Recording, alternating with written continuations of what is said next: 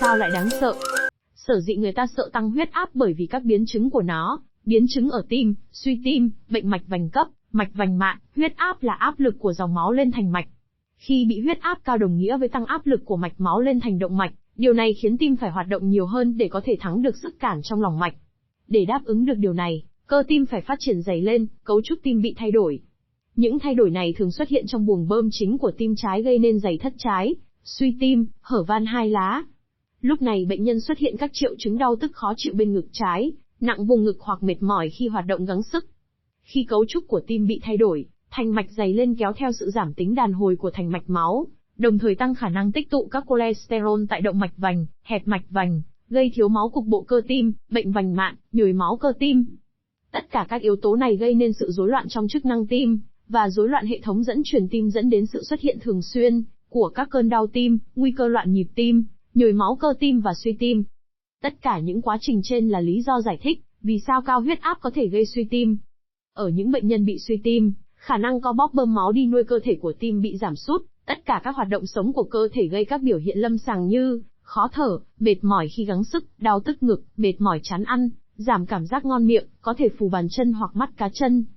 Trên mắt người bệnh có thể bị xuất huyết võng mạc, bệnh võng mạc do tăng huyết áp xảy ra khi huyết áp của người bệnh tăng quá cao, thành mạch máu của võng mạc sẽ dày lên, khiến những mạch máu này hẹp lại. Hậu quả là máu tới võng mạc bị hạn chế. Trong một số trường hợp còn xuất hiện phù nề võng mạc. Lên phổi khi huyết áp cao là tăng áp lực mạch máu phổi, dẫn đến phù phổi cấp, phù phổi thường do nguyên nhân suy tim. Khi tim không thể bơm máu hiệu quả đi khắp cơ thể, lượng máu mà tĩnh mạch mang đi qua phổi đến tim trái tăng lên. Khi áp lực trong các mạch máu này tăng, dịch được đẩy vào trong các túi khí phế nang trong phổi. Lượng dịch này làm giảm vận chuyển oxy đi qua phổi, gây ra khó thở. Ở não có thể đột quỵ, tăng huyết áp tạo áp lực cao mạch máu não, dẫn đến vỡ mạch máu gây xuất huyết não. Khi áp lực cao cũng làm vỡ những mãng xơ vữa trong lồng mạch gây tắc mạch máu, thiếu máu não, nhồi máu não. Tuy nhiên, sự phức tạp của các vấn đề mạch máu não liên quan đến tăng huyết áp còn có nhiều cơ chế tiềm ẩn. Tổn thương nội mô và thay đổi tương tác giữa tế bào máu với nội mô có thể dẫn đến hình thành huyết khối cục bộ và gây ra tổn thương thiếu máu cục bộ não. Người bệnh tăng huyết áp kéo dài sẽ làm tổn thương và phá hủy dần các mạch máu trong cơ thể. Điều này cản trở sự cung cấp máu đến các cơ quan khác, trong đó có thận. Ngoài ra tăng huyết áp còn phá hủy bộ lọc ở cầu thận, dẫn đến hậu quả gây ra cho thận không thể lọc được những chất cặn bã độc hại, cũng như dư thừa ra ngoài. Tình trạng nước ứ thừa trong hệ mạch máu ngày một nhiều khiến huyết áp lại càng tăng cao. Hai tình trạng này bổ sung cho nhau khiến tăng huyết áp lâu dài không được kiểm soát dẫn đến suy thận mạn tính nghiêm trọng. Làm sao biết mình bị nhẹ hay nặng? Dựa vào phân độ và giai đoạn bệnh. Tăng huyết áp độ 1, huyết áp tâm thu 140, 159 mmHg và trên hoặc huyết áp tâm trương 90, 99 mmHg. Tăng huyết áp độ 2, huyết áp tâm thu 160, 179 mmHg và trên hoặc huyết áp tâm trương 100, 109 mmHg. Tăng huyết áp độ 3, huyết áp tâm thu 180 mmHg và trên hoặc huyết áp tâm trương 110 mmHg. Phụ thuộc vào từng giai đoạn mà biểu hiện các biến chứng nó nhẹ hay nặng, mơ hồ hay rõ ràng. Giai đoạn 1, tăng huyết áp, không có tổn thương cơ quan đích, những cơ quan kể trên. Giai đoạn 2, tăng huyết áp, tổn thương cơ quan đích như dày thất trái phát hiện được trên lâm sàng, X-quang, siêu âm, hẹp toàn thể hay khu trú động mạch võng mạc, protein niệu, creatinine máu tăng. Giai đoạn 3, tăng huyết áp kèm theo đột quỵ não, suy tim, tổn thương đáy mắt chảy máu võng mạc, xuất tiết, phù gai thị. Tăng huyết áp mệnh danh là kẻ giết người thầm lặng, như vậy chúng ta đã biết được tăng huyết áp đáng sợ như thế nào. Tăng huyết áp độ 1 là huyết áp tâm thu 140 đến dưới 160 mmHg, huyết áp 135 trên 85 mmHg. Ngoài ra, còn một số trường hợp khi đo ở phòng khám trên 140 mmHg, nhưng về nhà thì giảm, người ta gọi trường hợp này là tăng huyết áp áo choàng trắng. Hoặc đo huyết áp sau khi vận động mạnh, sau khi sử dụng thuốc làm tăng huyết áp. Như vậy phòng ngừa như thế nào?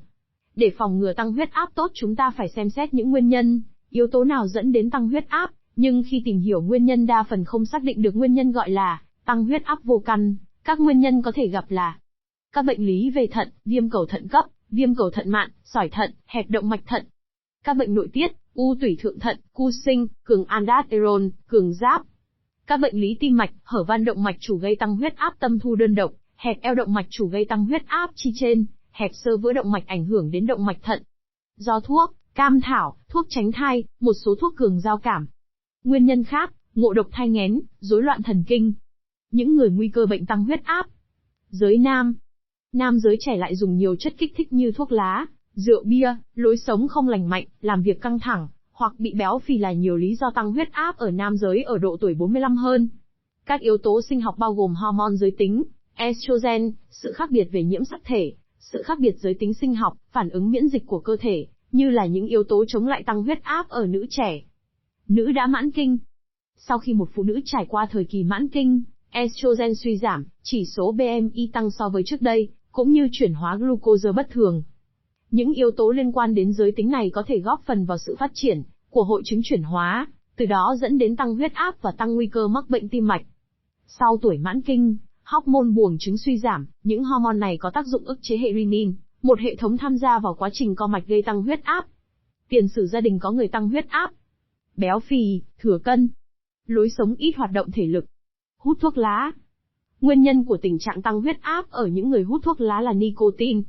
Nicotine là chất gây nghiện, làm kích thích sản sinh adrenaline nên hút thuốc lá làm tim đập nhanh, nhịp tim trở nên nhanh hơn gây huyết áp cao. Chế độ ăn nhiều muối, ăn mặn. Khi ăn quá nhiều muối sẽ làm tăng lượng natri trong máu, và phá hủy đi sự cân bằng của natri và kali, từ đó làm giảm khả năng lọc nước của thận. Điều này dẫn tới nguy cơ cao bị tăng huyết áp do có nhiều chất lỏng không được lọc, và gây thêm nhiều áp lực căng thẳng đến các mạch máu dẫn đến thận. Stress và căng thẳng tâm lý. Uống nhiều rượu, bia. Uống nhiều rượu dẫn đến sự co thắt mạch máu, do sự thay đổi trong liên kết ion canxi của động mạch gây tăng độ nhạy cảm với các chất co mạch nội sinh, và sự co thắt mạch máu cũng làm tăng huyết áp.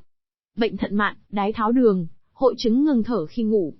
Khi các động mạch thận bị hẹp lại sẽ làm cho lưu lượng máu đi qua thận bị giảm xuống, đồng thời làm tăng tiết chất aldosterone và angiotensin, dẫn đến tăng huyết áp. Căn bệnh này không chỉ là nguyên nhân chính dẫn đến tăng huyết áp, mà nó còn là tác nhân gây ra các biến chứng nguy hiểm về thận, nhất là suy thận mạn. Phòng ngừa bệnh tăng huyết áp. Chế độ ăn, giảm muối, nhiều rau xanh, ít mỡ động vật thay bằng dầu thực vật. Tập thể dục thường xuyên, ít nhất 30 phút mỗi ngày, 5 ngày mỗi tuần. Bỏ thuốc lá, thuốc lào. Giảm cân, duy trì chỉ số khối cơ thể BMI, từ 18,5 đến 22,9 kg trên mét vuông. Duy trì vòng bụng dưới 90 cm ở nam và dưới 80 cm ở nữ. Hạn chế uống rượu bia. Tránh lo âu, căng thẳng thần kinh, thư giãn nghỉ ngơi hợp lý.